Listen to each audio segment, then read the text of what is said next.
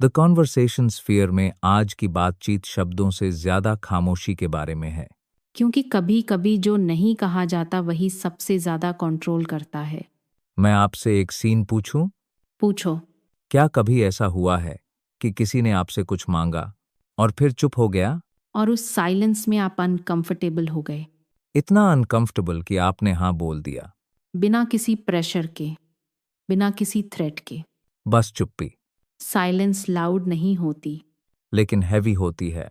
Influence इसको अलग chapter नहीं बनाती, लेकिन यह ऑलमोस्ट हर प्रिंसिपल में छुपी होती है। क्योंकि साइलेंस दिमाग को खाली नहीं करती। वह दिमाग को भर देती है। हम साइलेंस को इंटरप्रेट करते हैं, डिसअप्रूवल, एक्सपेक्टेशन, जजमेंट। और अक्सर वह इंटरप्रिटेशन हम खुद क्रिएट करते हैं। ऑफिस का एक मोमेंट सोचिए। आप मीटिंग में कुछ बोलते हैं, बॉस आपको देखता है। कोई रिस्पॉन्स नहीं। रूम क्वाइट हो जाता है। आपको लगता है कि कुछ गलत कहा। लेकिन कोई प्रूफ नहीं है। साइलेंस प्रूफ नहीं देती। वह इमेजिनेशन एक्टिवेट करती है। लो इमोशनल पॉइंट यहीं शुरू होता है। जब आप अपने ही दिमाग से लड़ने लगते हैं। शायद मैंने टोन गलत रखा, शायद आइडिया वीक था। और अगली बार आप कम बोलते हैं।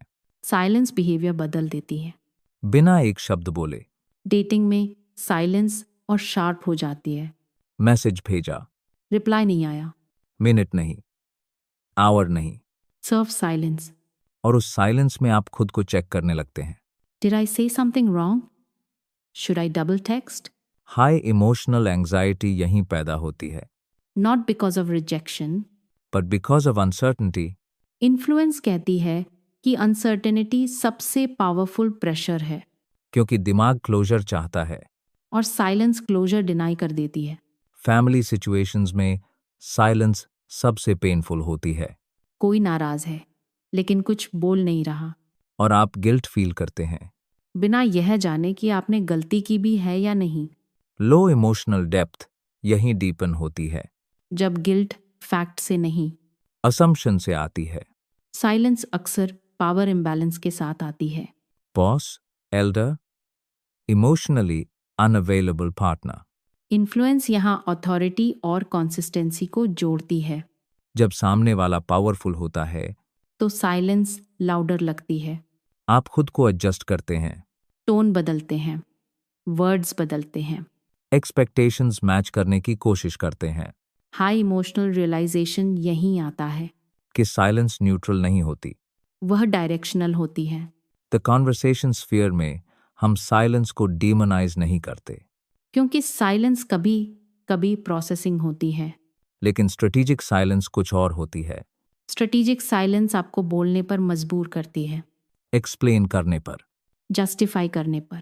और सबसे डेंजरस पार्ट, आपको लगता है कि इनिशिएटिव आपका है। लो इमोशनल ट्रूथ यह है। Silence often works because you want peace more than clarity. Peace quick relief देता है। क्लैरिटी एफर्ट मांगती है। हाई पॉइंट तब आता है जब अवेयरनेस लौटती है। जब आप साइलेंस को फिल नहीं करते जब आप पॉज को टॉलरेट करते हैं। और रियलाइज करते हैं कि साइलेंस भी इंफॉर्मेशन है। इन्फ्लुएंस रेजिस्टेंस नहीं सिखाती। वह डिस्कम्फर्ट सहना सिखाती है। नेक्स्ट टाइम जब सामने वाला चुप हो जाए तो तुरंत बोलने की जरूरत नहीं। साइलेंस आपका एनिमी नहीं है। कभी कभी वह टेस्ट होती है। द कॉन्वर्सेशन स्फीयर यही स्ट्रेंथ देती है। कि आप हर गैप भरने के जिम्मेदार नहीं हैं। क्योंकि जो रिलेशनशिप साइलेंस सर्वाइव नहीं कर सकती, वह ऑनेस्टी भी सरवाइव नहीं करेगी। अगर यह एपिसोड हैवी लगा तो ये एक्सपेक्टेड है। साइलेंस कभी लाइट नहीं होती। अगली बातचीत में हम इस सीरीज का सबसे इंपॉर्टेंट ट्रूथ बोलेंगे। अवेयरनेस। और क्यों वही असली पावर है।